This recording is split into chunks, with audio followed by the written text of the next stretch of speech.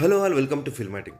అసలు బయోపిక్లు అంటేనే బోర్ కొట్టేసే తరుణంలో ఎవరిని టార్గెట్ చేయకుండా ఒకరిని తక్కువ చేసి చూపించకుండా పొలిటికల్ బయోపిక్లు ఇలా కూడా తీయొచ్చని ప్రూవ్ చేసిన దర్శకుడు మహి రాఘవ్. యాత్ర చాలా చక్కగా తెరకెక్కించిన కమర్షియల్ హిట్ అందుకున్న మహి ఈసారి ఆంధ్రప్రదేశ్ ముఖ్యమంత్రి జగన్ జీవితాన్ని ఆధారంగా చేసుకొని యాత్రకి సీక్వెల్గా యాత్ర 2 తెరకెక్కించాడు.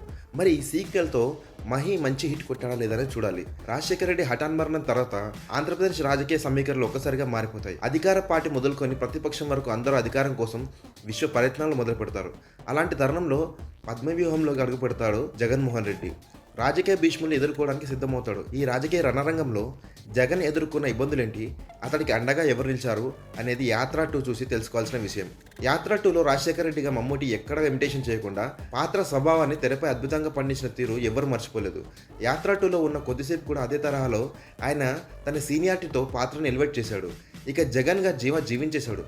బాడీ లాంగ్వేజ్ మొదలుకొని మేనరిజం వరకు ప్రతి విషయంలో తెరపై జగన్లా కనిపించేలా చేశాడు. అయితే కొన్ని చోట్ల మాత్రం ఇమిటేషన్ చేసినట్లుగా ఉంటుంది. వైఎస్ విజయమ్మగా అశ్రిత వేముగంటి ఎమోషనల్ సీన్స్లో అద్భుతంగా అలరించింది.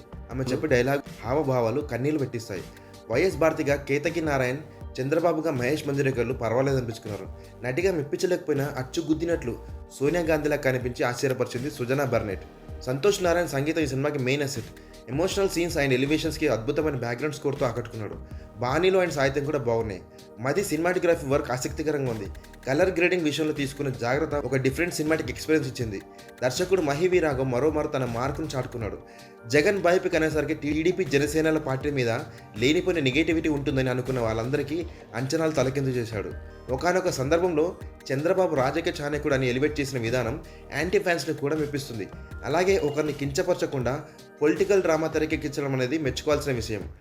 ఫస్ట్ హాఫ్ వరకు చాలా హుందాగా సాగినప్పటికీ సెకండ్ హాఫ్కి వచ్చేసరికి మాత్రం చిన్నపాటి ప్రాపగండా మొదలవుతుంది. యాత్ర పార్ట్ 1లో ఉన్న ఖచ్చితత్వం రెండో భాగమైన యాత్ర 2లో లోపించింది. జగన్ వ్యక్తిత్వాన్ని మేరు పర్వతం అంత గొప్పదంటూ ప్రొజెక్ట్ చేయడం కోసం పరితపించిన విధానం కారణంగా సెకండ్ హాఫ్ గాడి తప్పింది. అందువల్ల సెకండ్ హాఫ్లో ఎమోషనల్ కనెక్ట్ ఉండదు. కాకపోతే సరిగ్గా జగన్ 2019లో ముఖ్యమంత్రిగా ప్రమాణ స్వీకారం చేయడంతో సినిమాని ముగించి ఆ తర్వాత జరిగిన రచ్చల జోలికి వెళ్ళకపోవడం దర్శకుడిగా రచయితగా అతడు చేసిన తెలివైన పని. ఓవరాల్ అనాలిసిస్కి వస్తే జగన్ అభిమానులకు మాత్రమే నచ్చే చిత్రం ఇది. అలాగే రాజకీయ సమీకరణం అర్థం కాని అవగాహన లేని ప్రేక్షకులు ఒక్కసారి చూడొచ్చు. కాకపోతే పూర్తి స్థాయి పొలిటికల్ నాలెడ్జ్ ఉంటే మాత్రం పొంతలేని విషయాలను జీర్ణించుకోవడం చాలా కష్టమే.